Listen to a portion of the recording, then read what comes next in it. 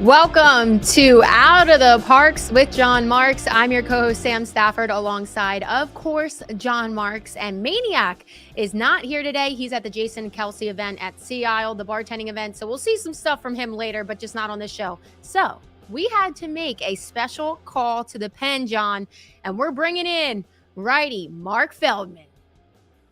Wow.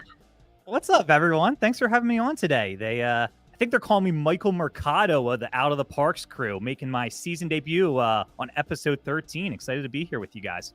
Lucky all right. Well, listen, I have confidence in you, Feldy. Let's go. You know your baseball. That's for sure. You know your baseball. So let's do it. There you go. So before we even start, I'll play the Maniac role. Like and subscribe on all YouTube, Facebook, Twitter, everything. John Marks, Bet Parx, blah, blah, blah. Like and subscribe. There we go. The Bet Parx Instagram account is amazing. We put our videos out there and we get a ton of comments and feedback and interaction. So we love doing that. So, of course, subscribe, follow, and get involved in the show. It's a great way to get involved in a lot of the stuff we're doing on the show. Great point. And yeah, we have a lot of fun on our social media. You'll see all of this, but then also all the events. So that's where you'll see Pat today. So yes, Bet Parx on Instagram, 100%. Very fun. So guys, getting into baseball, the Phillies lost last night, but they won pretty well on Monday night. Now I'm getting my days mixed up. Bryce Harper, he is having himself a time, man. He's the only reason the Phillies didn't get shut out last night. He got his 20th home run of the year. Serious MVP campaign candidate? Oh, he's the MVP for sure. If outside of injury or him going cold, he's the front runner. He's going to win. I did a spot. My buddy, he does radio in Vegas, Steve Cofield.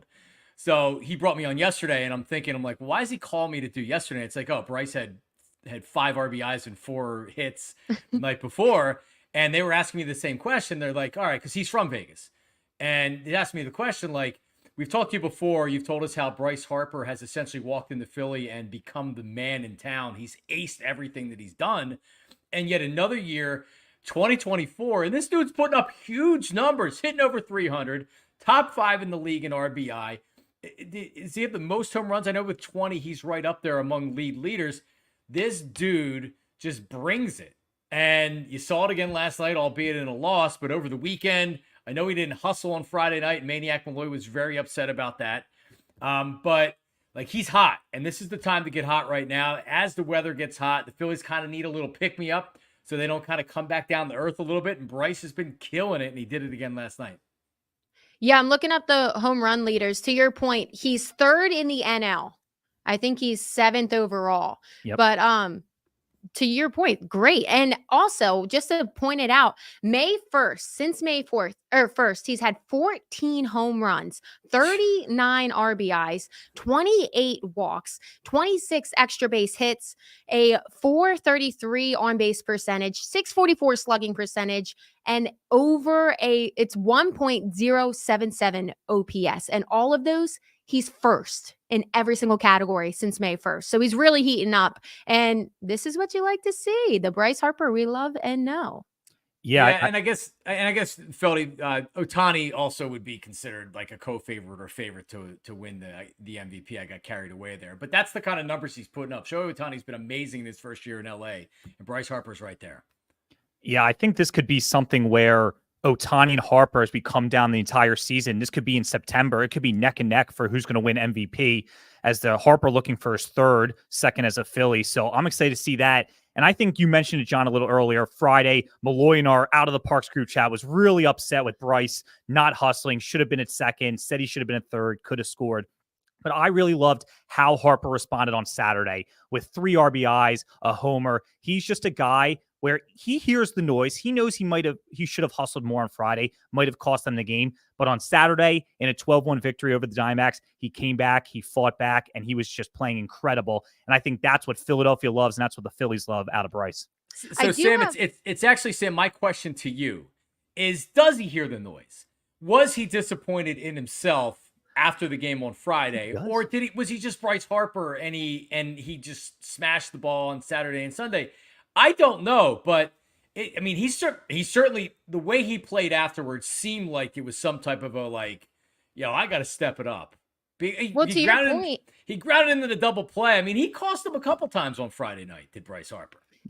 they call him the showman for a reason. I 100% that he hears this stuff. We heard him in post games call out like Chuck from WIP or whoever it was. Chuck He's from Mount listening. Airy, Yeah, from Mount Airy. So, but you hear him reference all these things. He's listening, and luckily, he's one of the guys that isn't a head case, and he uses it as motivation. And so, I 100% believe that really builds up to his showman persona. So, yeah, he definitely hears the noise, in my opinion. Yeah, and that's why he responds all the time in the playoffs, regular season. That's why he's Bryce Harper. Yeah. I was gonna say, with the MVP voting, it kind of does suck now. Like, I didn't even think about with Ohtani with the Dodgers. Obviously, you think about it as long term. Will we see them in the playoffs and stuff? But MVP candidate, you got to expect that it's always going to be Shohei as the favorite every single year. He plays both sides of the ball, and he plays it fantastically on both sides. It's unfair, man. Yeah, it's so Bryce Harper's in the field now. Ohtani's the DH, but once he starts pitching, and if he's pitching well, even though that's supposed to be a separate award for the Cy Young, it's hard not to incorporate that into the MVP. I mean, you do, because pitchers can win MVPs as well. So if Bryce keeps hitting like this, because I think Ohtani's going to keep hitting like this as well, it's going to be neck and neck right down to the wire. And it'd be nice to see Bryce get another MVP in Philly. Yeah, I'm definitely. And if you go on the BetParx app right now, Shohei Ohtani is the clear favorite at -136 to win National League MVP, but Bryce Harper second at +175. John, what do you think about those odds at Harper? +175 with the May and June he's had? It's pretty good, don't you think? Yeah, I was just actually pulling it up as you went to it as well. And yeah, I mean, it's pretty good value. We've done this week to week with the Cy Young over the course of the season, and we've seen Ranger go from, you could tell people weren't really buying into it, and then his numbers shot all the way up to, I think, plus 1,800 for the Cy Young. And then, boom, he became the favorite, and I guess we can check on that as well again this week, even after last night's outing. But yeah, it's I think it's pretty good value, and all it takes is an injury. And I don't like to predict injuries or anything like that, but all it takes is an injury for one of these players to pull ahead. It could be even a minor injury where it costs the guy a couple of weeks, and boom. And Bryce is so hot right now. You give him a couple of weeks where Ohtani wouldn't be playing, God knows what he can do. You said 14 home runs since the middle of May. That's incredible. Incredible. So that's the one thing we do have to consider. You said that there is a Cy Young award, but MVP is most valuable player. If you have a guy that's helping you on the mound like Shohei can and helping you at the plate like he can, it is kind of a no-brainer. But it really does hurt our case for Bryce Harper, who 100% deserves it as well with these numbers. I do have one question, though, after last night. So we talked about it last week. Trea Turner, understandably, cannot run 100%. Because he's just coming back. He's kind of taking his time with the hamstring. No reason you would think to really need to run 100%. But then we saw it last night. Bryce Harper with that double. And easily, regular, healthy Trea Turner would score on that double. But we saw him only make it to third. And it's funny, he's running 80% and running that fast. But he only got to third, hurt the Phillies. They ended up not scoring because Alec Boehm hit into just a ground out. Mm-hmm. So in that situation, he can't run 100%. You don't want to make him run 100%. But are they going to need to move him then? Because you can't have a guy that can't run 100% in front of Bryce Harper. I mean, it's problematic. I guess maybe I just haven't heard them specifically talk about when guys come back from hamstrings or calf injuries or things like that. Like, maybe they're not 100%, but being 80%, my question is, what does that mean he's going to be in a month? Can he get back to 100%? Is this just what he's going to be for the entire year? Could he have sat out for another month and then be 100%? Honestly, guys, based on the way Amundo Sosa was playing, wouldn't you rather have Trea Turner at 100% and miss him for another month than have him come back to what, like you said? I mean, speed's supposed to be a big part of his game. So if you're taking if you're taking that dynamic out of his game, then what are you talking about? An 80% Trea Turner. So, I mean, I'm not a doctor. I've pulled hamstrings before. Sometimes it takes weeks and weeks to where you never really feel better. So I don't like this at all. I don't like the 80% Trea Turner. And I'd like to know if he's going to be able to get back to 100% this year.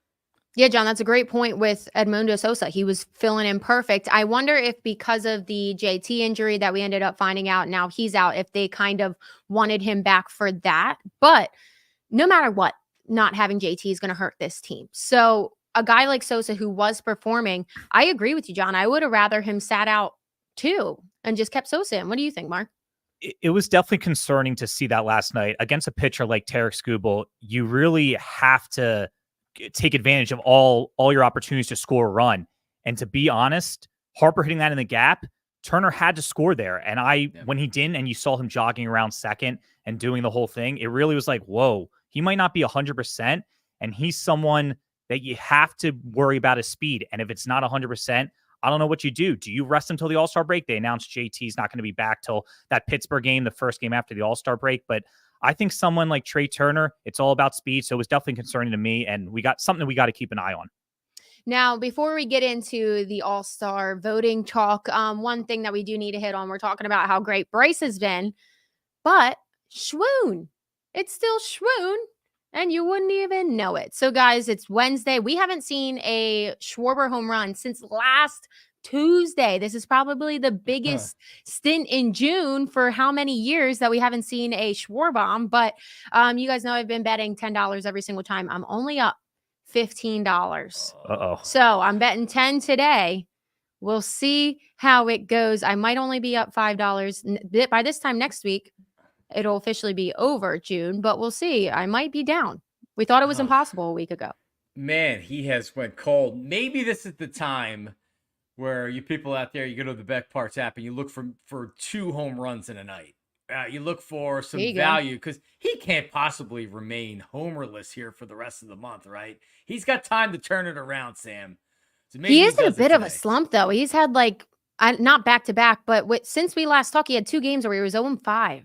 Yep. So he's in a bit of a slump. We'll see. Last night, I will say, I went and I had to live bet because I forgot to place the bet. So I went into the Parx app and I got him at plus 850 after his first at bat. It was like the second inning. Proud of you. So, I mean, he didn't hit the home run, but that might be the move because you'll make major money. I would have won like $95, including my $10 back. So, wow. Yeah. And thinking of he hits so many leadoff home runs, they figure if he doesn't hit the leadoff home run, then it's very true. Yeah, I mean, but if you're thinking that he's going to be really hot, why not? And throw $5 at that number right there on the live bet. Yeah, maybe I'll have to start cutting my bets in half a little bit just to preserve just to stay that. alive. Okay. Yeah, right. Plus 310 on the Parx app to hit a home run today. And go. John, you mentioned 2 home runs, plus 2,800 to hit 2 today against the Tigers. That's some good odds, though, and it could happen. Good value. Yeah, wait, who's on the mound for the Tigers tonight, actually, now that you say I believe it's a bullpen game. Yeah. So yeah, so we have Spencer Turnbull. We'll get back into that, coming back into the starting rotation, and Tyler Holton. Okay. Yeah, bullpen guy. He'll throw a couple innings, and then they'll go deep in their pen. So maybe Schwarber's got a shot, and he hits lefties well. Yeah. Yeah, and especially against bad teams. And you go into their bullpen from the start of the game, right? Like this might be the perfect end to the series where boom, Phillies get out of there. They take 2 or 3. It's a fun game to watch today. So I agree with you on that one. So definitely hammer that. Phillies All-Star voting. So let's look at this. It doesn't end this first phase until Thursday night, the 27th. And John, you were trying to explain this to me earlier, and I cannot grasp the concept. Explain how this works for us. All right, so it's the normal voting right now. Except I mean, I remember growing up, you'd go to the vet and they'd hand you the card that you had to punch in the little hole to vote for your guy, and then you would hand it to the usher. And then a lot of times it'd be the usher like, give us extras, so we could try to stuff the ballot box. But now everybody does it online, obviously. But so this is phase 1. Phase 1 voting ends, as Sam said, tomorrow. After that, the top 2 at each position, then you reset the voting, and then you would restart the voting at the top 2 of each position. So the Phillies have, like, Bryce Harper is a stone lock to be in the top 2. And Alec Boehm is crushing the competition. here. He has almost 2 million votes, and the next highest here is like, let me Manny see. Machado. Yeah, he was a 500,000 votes. So Mhm. Bohm's up 1.4 million over Machado. Now they reset it, but Machado really hasn't had a great season. So Bohm looks like he's a lock to be a starter here, and I think Bryce Harper's gonna lock it up and be the starter.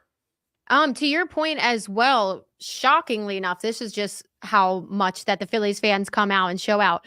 Trea Turner is basically locked in that number 2 spot for shortstops. You have Mookie Betts, who's injured, so I don't know if he won't be available for He's the not. All-Star He's game. not. think Yeah, so. he's not. He's definitely not going to He's- play. But once Yep. you restart that phase, and now fans are going to be like, oh well, he's injured. He's not even going to be in the game. So Trea Turner's probably going to win the voting. here. Yeah, 100%. Because so to that point, Mookie Betts at 1.6 million and change. Trea Turner just over 1 million, but then Ellie De La Cruz, who deserves to be an all-star, Yes. he has just under 600,000 votes. So it's a big lead. So Trea Turner most likely will be an all-star. Ellie might deserve to be that starting spot. So we'll see how that You're a big phase Ellie two fan. works. You like Ellie De La Cruz. I just like athletic guys, like especially athletic shortstops that are huge and good hitters. Like, how could you not? But he brings such an amazing dynamic to any game that you watch that he's in, and like Ryan Howard used to be like this. The Phillies in general, from when Jimmy, Shane, Chase, Ryan, but you weren't going to the bathroom when those guys were coming up. When you were at the stadium, you were making sure you were preparing your beer, your bathroom trip around those guys batting. Ellie De La Cruz is the same thing. His speed dynamic, and you mentioned his size. How the hell can he play shortstop, being that big? But he's so athletic. But he's easily my favorite player outside of a Philly to watch in the league. He's amazing. Well, He'll it's be the an same all-star this thing year. with O'Neal Cruz. Yes. O'Neal Cruz from the Pirates. He's a shortstop. He's like 6'6", huge, fast, power bat. They're basically the same thing, but I think Ellie's more marketable just because he's more personable to the fans and all of that. Nothing against O'Neal, but Just back to Harper real quick. I'm in shock when we talk about all-star games over the last couple of years. He's been here 6 seasons. As long as everything goes right on track, it'll be his first all-star game we get to watch as him in a Phillies uniform. And in 21, he was voted in, but he got hurt when he got hit in the face by Blake Snell. So I'm really excited when they have the game in Arlington this summer to watch him with the Phillies representing Philadelphia in a national stage. I think it's going to be pretty cool. Still can't believe it'll be his first game as a Philly. it does kind of feel surreal just that he hasn't made it. It's He's weird. been here 6 years. since 2019. He's won an MVP in that time. We've made the World Series, the NLCS back-to-back years, but this will be his first all-star game. It's pretty wild. I guess a slow start that MVP season. Yes. Yeah.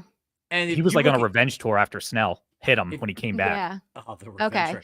And when you look at his numbers, he's put up great numbers as a Philly, but if you're doing that in the second half of the season, a lot of times you get left out of the all-star conversation. But Bryce Harper's reestablished himself as being a star here. So he's likely going to see many more all-star games as a Philly, Sam.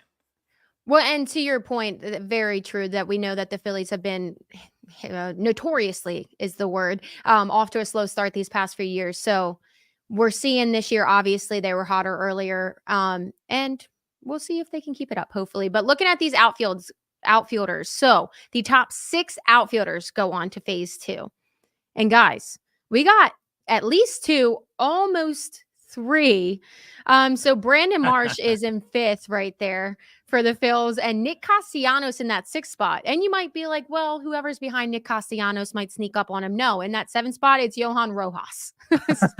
and he's about 150,000 less than Castellanos. So here's my reaction when you look at the outfielders in the NL. Not a lot of great outfielders in the National League this year, right? Acuna's hurt, but you have Profar, Yelich, Hernandez from the Dodgers, Fernando Tatis Jr. from the Padres, and then Brandon Marsh and Castellanos at 5th and 6th. Now, I don't think they're going to get voted in. So the top 6 in the outfield get to that next phase. So voting will reopen. But listen, Phillies fans could easily stuff the ballot box online. And who knows, maybe Brandon Marsh does win an all-star nod here, or Nick Castellanos. But it is odd to see it's 5, 6, and 7 Phillies outfielders because it's not really the strength of their team. Not at all. But I have a question. So that phase 2, is that also fan voting, or does that go to media? So phase 2 is fan voting. It is still fan voting. So and then that determines the starter. After that is when it goes to ballots, a player's vote who they think the reserve should be, and then the commissioner's office also has input who on the reserves are going to be. So that's how it goes. But it's still determined by the fans. It's just that the voting gets reset, and then those top 2 at every position, then they duke it out for who's going to be the starter.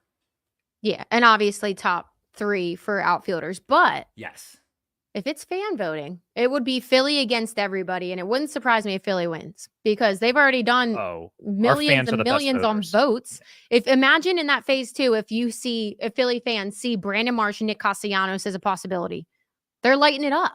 Yep, salivating at the mouth. Kyle Schwarber's third when it comes to DH. So you have Ohtani. Ozuna is second. So, I mean, I guess they would include him and then Schwarber. So Schwarber's 60,000 behind him. So it looks like that if he's going to get in, it's going to have to be as a reserve. So we'll see. And then JT is second, but he's not going to play so I guess it'll reset with him, but he's not going to play. So I don't know if he's going to be voted in. Yeah, I was going to say, unfortunately for JT, he's not going to play, but we're 20 days away. The All-Star game's coming really quickly. Yeah. That is insane that it came that fast. July but 16th.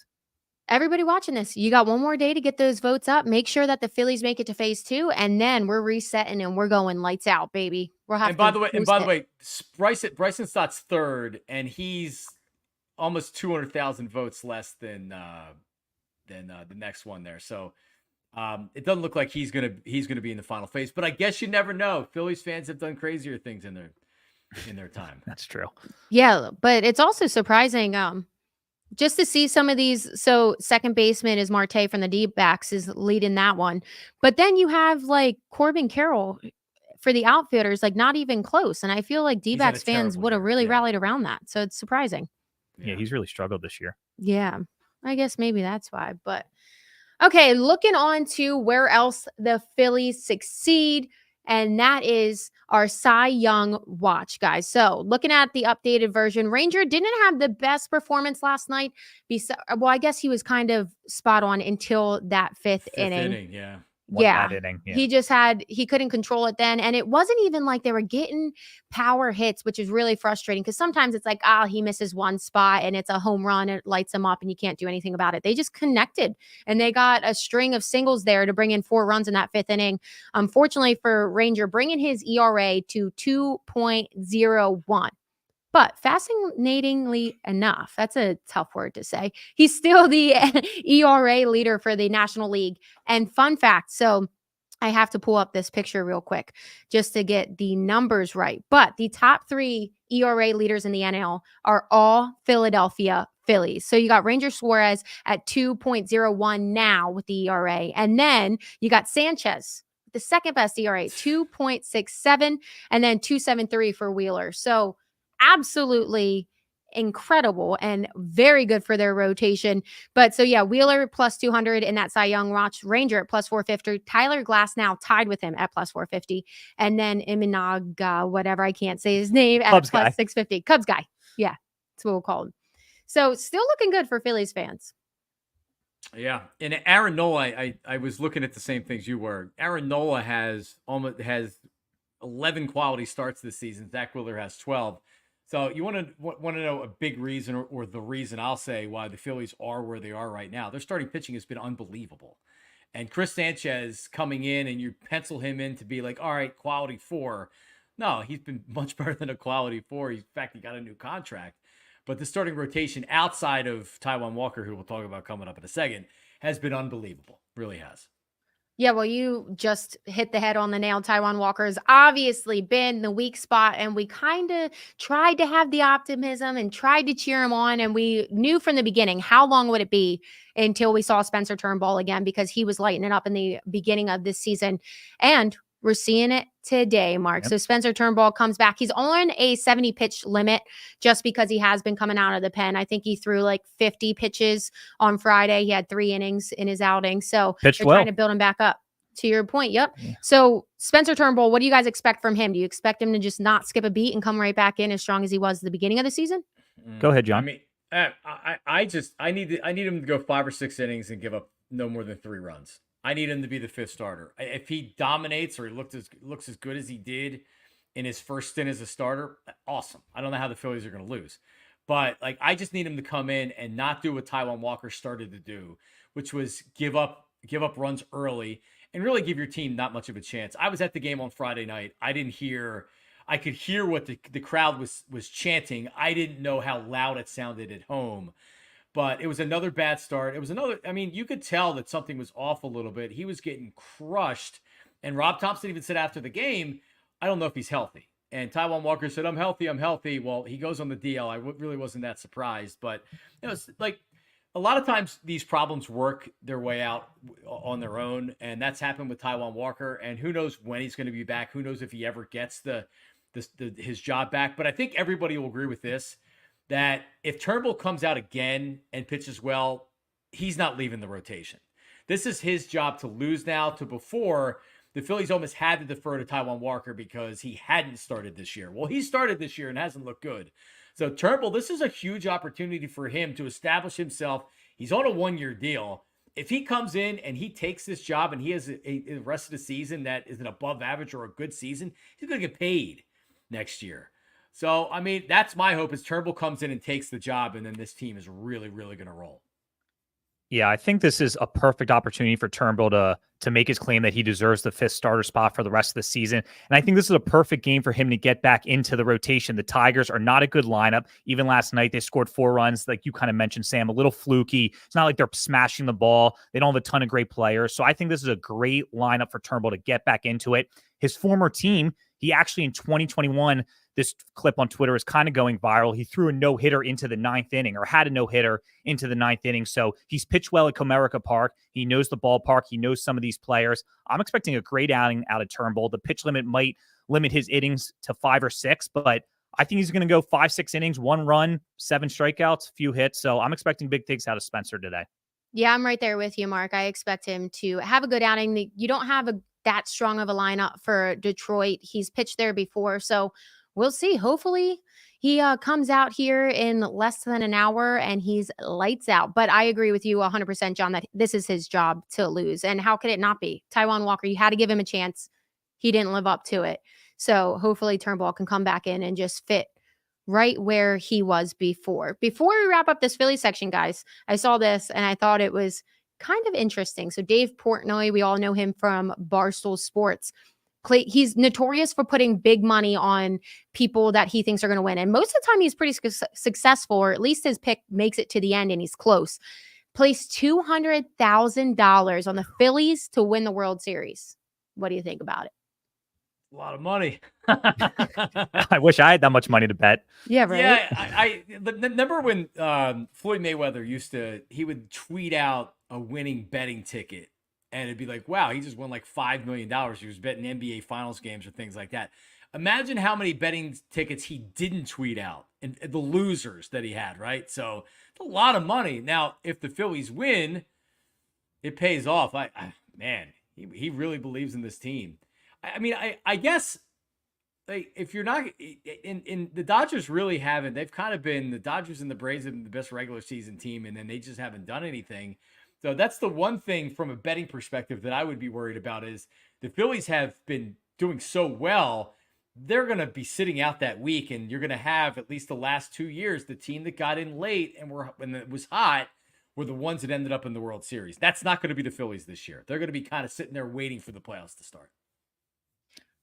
Yeah, I don't have too much to add. It's a lot of money. I hope he's right, because we'll be celebrating party hard on Broad Street, but it's not a bad pick. The Phillies are absolutely the favorite, and they've shown it through the first 80 games or so that they deserve to be one of the World Series contenders. What's the payout? In defense of Portnoy, I will say that he does post his bets like as he bets them. So he rides or dies with them. He did against our wishes. He went with the Astros 2 years ago and obviously won that one in the World Series, but we'll see what happens. Hopefully, to your point, John, the Dodgers, yeah, fantastic team, the clear favorite as of now, but they tend to not do so well at that point. So we'll see.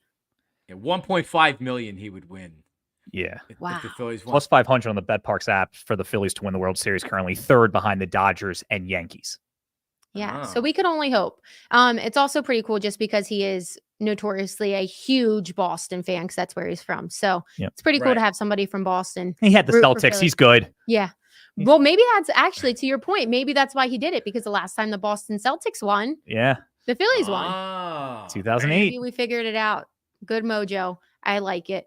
Place it plus 500 on the Bet Parx app. Okay, guys, don't forget to like and subscribe. We're going to cleanse our palate a little bit from all things baseball, and we're going into just one thing that I saw. I didn't even think I prepped you guys on this. So, the old lady from The Notebook. Have you guys ever seen The Notebook? First off, Ryan No. Gosling. Come on. Are you kidding? No. John, what did you say? No.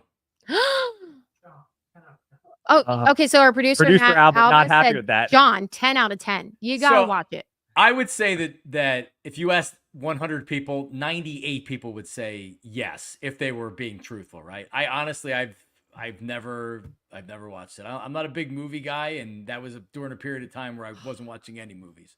So it's a no. Never seen it. Well, if you With ever force. get a day, if you ever get a day, you should watch it because it's a good one. But the old lady in that is the star for throughout it. Gina Rollins, she plays a character, John, that has dementia and Alzheimer's in the movie. And now it came out sadly that she's been fighting it in real Oh. life as well. So it made me think of what are some roles that kind of were like prefacing what people actually ended up getting. It might be Ah. hard.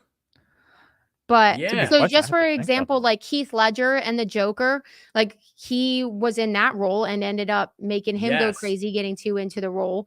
So, and then you also have Jim Carrey, Man on the Moon. He was Andy Kaufman. Andy Kaufman, He yeah. notoriously went psycho and actually thought that he was Andy Kaufman for a while.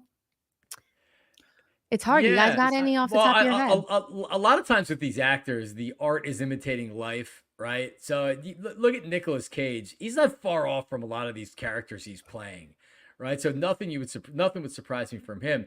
Do you have anything, Feldman? Do you have one? Because you're asking like I'm such a non-movie guy.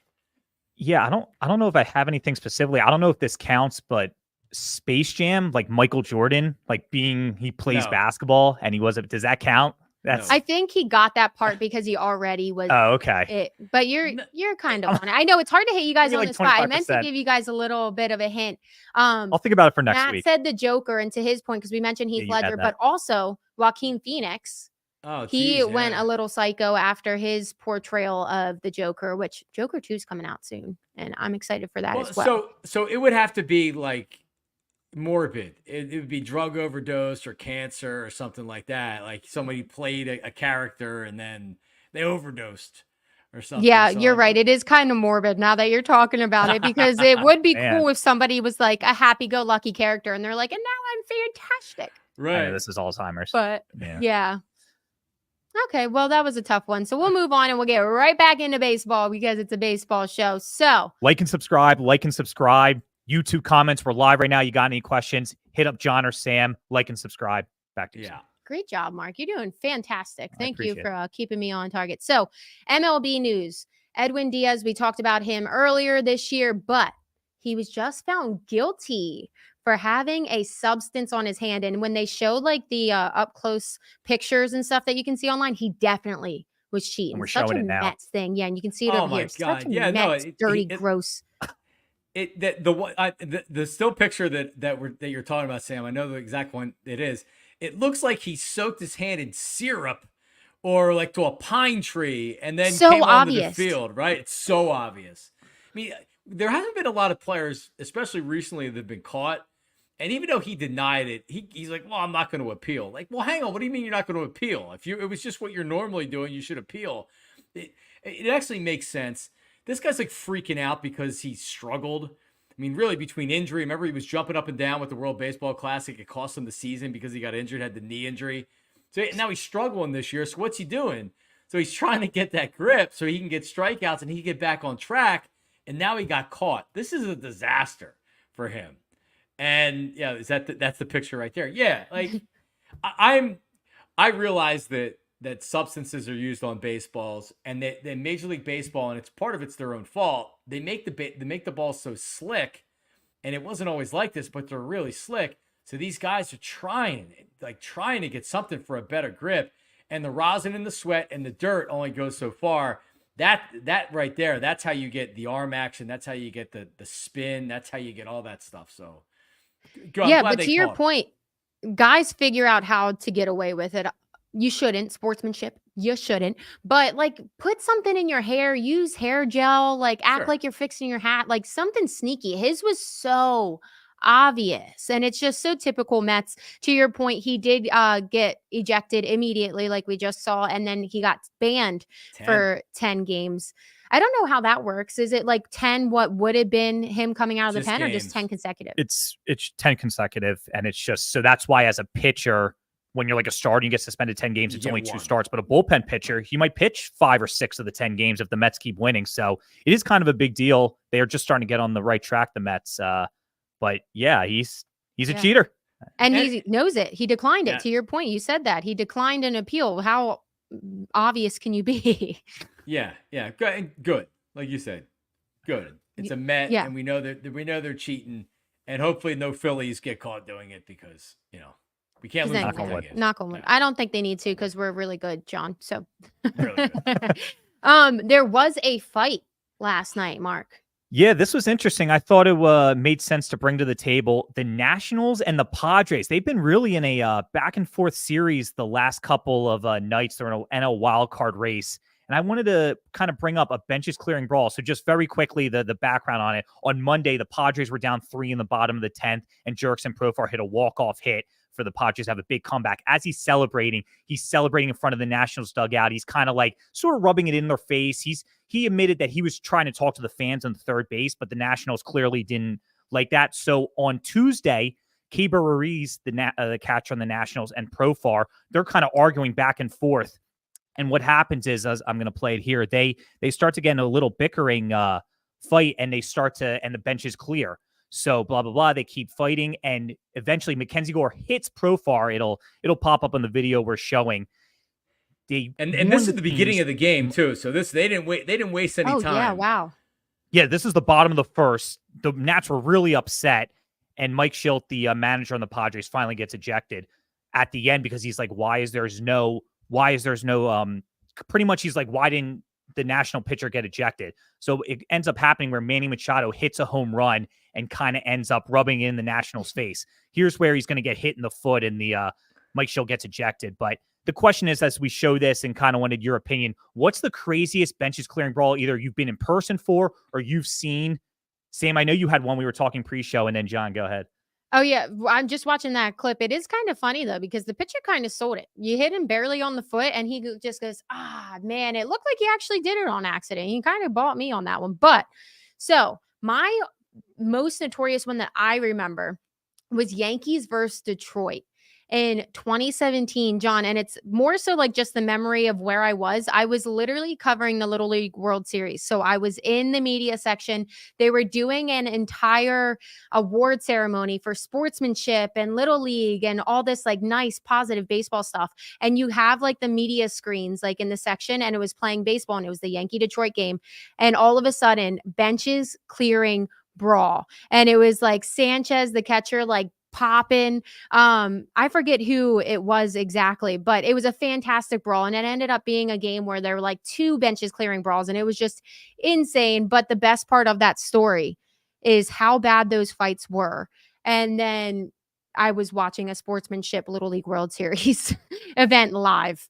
So kind of ironic, and that one stands out to me. What about you, John? Yeah, what about you, John? When we had Larry Boa on a couple weeks ago, I asked him because there was a video that was circulating on Instagram that was the Phillies and the Mets, and I think this was either late 80s or like 1990, because it had to be 90 because Pat Combs was involved in them. But then there's a couple of them, the Mets and the Phillies at that time. When when Craig Jeffries signed with the Phillies from the Mets, something happened to where he charged the mound. And then there was another time where Doc Gooden got thrown at by Pat Combs, and he charged the mound. And in all these fights, Darren Dalton Dutch is just pounding. I don't know who he had in a headlock, but he's kind of like the bottom of the pile, and he's got him in a headlock, and he's hitting him over the head. And this was an 8-minute fight with the Mets. that they had. So so my first one that comes to my mind are the brawls that they used to have.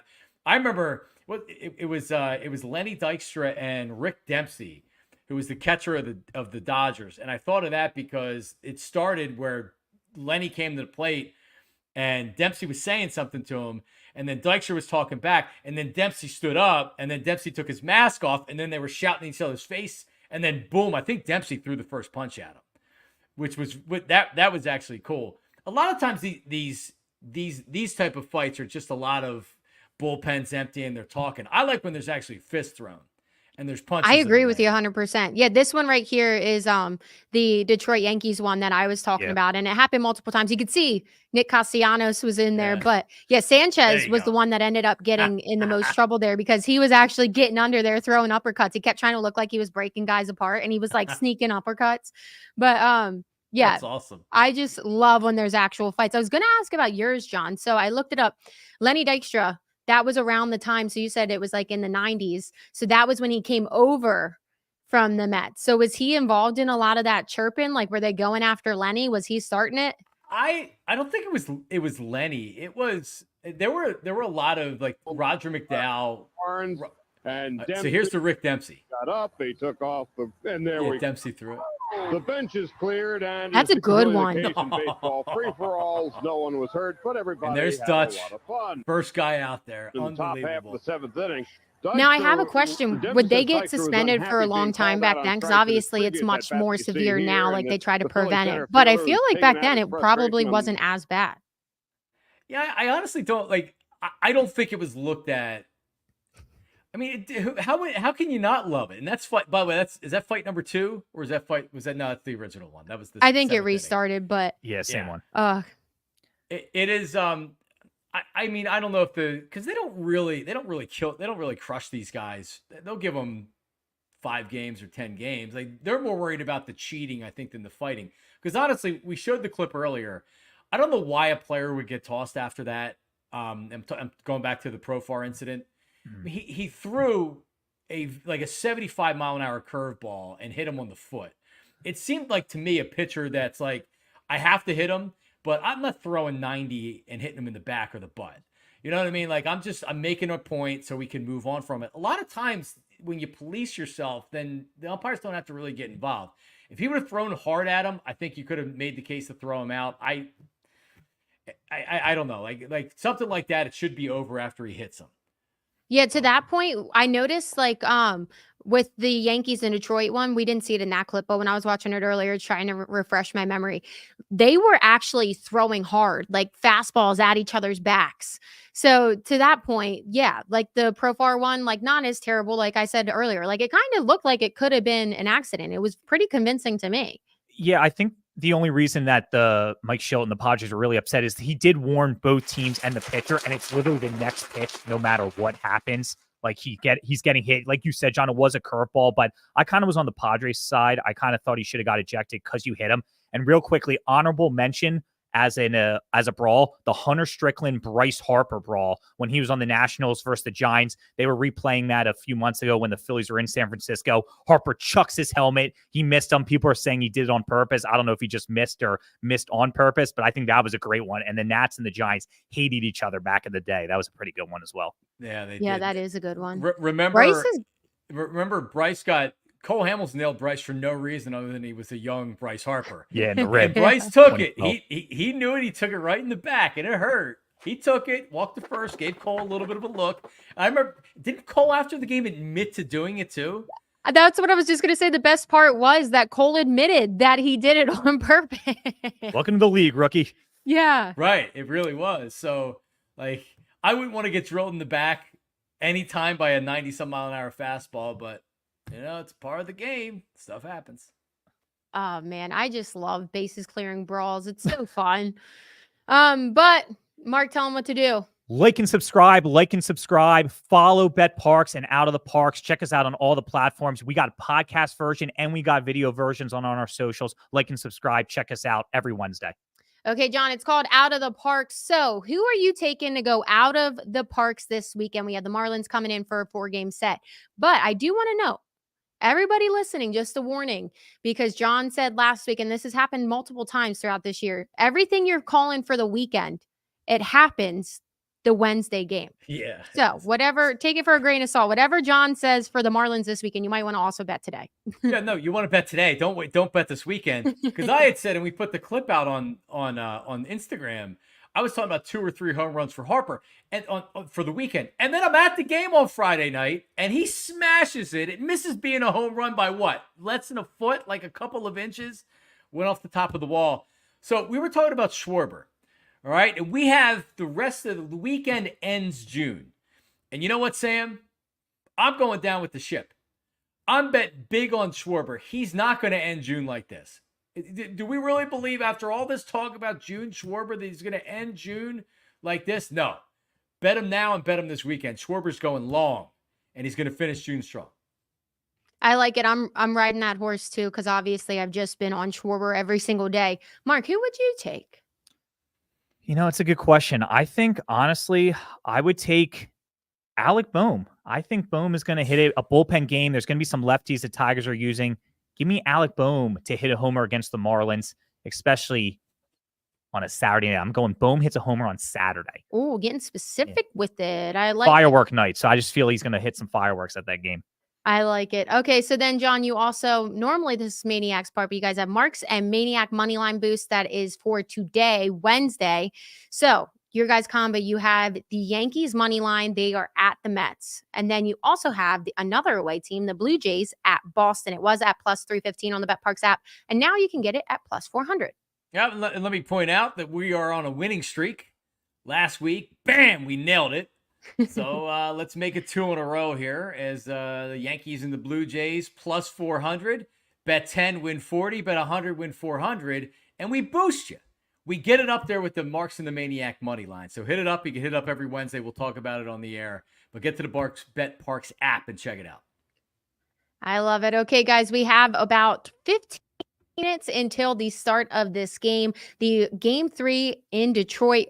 Real quick, the lineup. You got Schwarber, Turner, Harper, Bohm, Castellanos, Stott, Marsh, Dahl in left field, and Stubbs behind the plate. And obviously, we talked about it. Turnbull makes his return to the starting rotation. So we'll see how it plays out, guys. How you feeling today? Are you taking the Phils? Oh, yeah, for sure. This is after going cold last night and facing a very good starting pitcher, today's the day against the bullpen game of the Tigers. Today's the day game.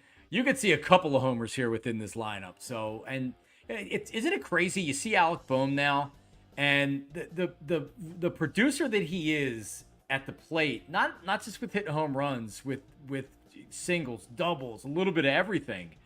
He is, and I like the bet of Bohm going deep here, Feldy. So I feel great right now. I can't wait to see what they do this weekend. But let's get the win and let's get out of Detroit with winning another series. We got it. Yeah, it's awesome even to see that Bohm kind of has dipped off a little bit from the high production we saw earlier, but he's still got like a 309 average. He's still one of the RBI leaders in the league with Harper like right behind him in both of those categories. So to your point, it might seem like he's been quiet, but he's still producing.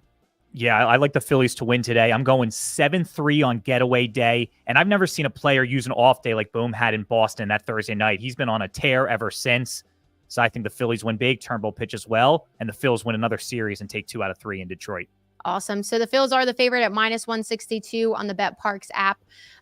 Relaxing game today. Phils show up, says Mike Fry. So I love it. I hope it's a relaxing one. I think Turnbull is going to get the job done. Okay, guys. So don't forget to like and subscribe wherever you're watching. Follow us on Bet Parx on Instagram, Twitter, Facebook, everything. Follow Jon Marks Media on Twitter, YouTube, everything. And thanks for tuning in to episode number 13. We'll be back next Wednesday.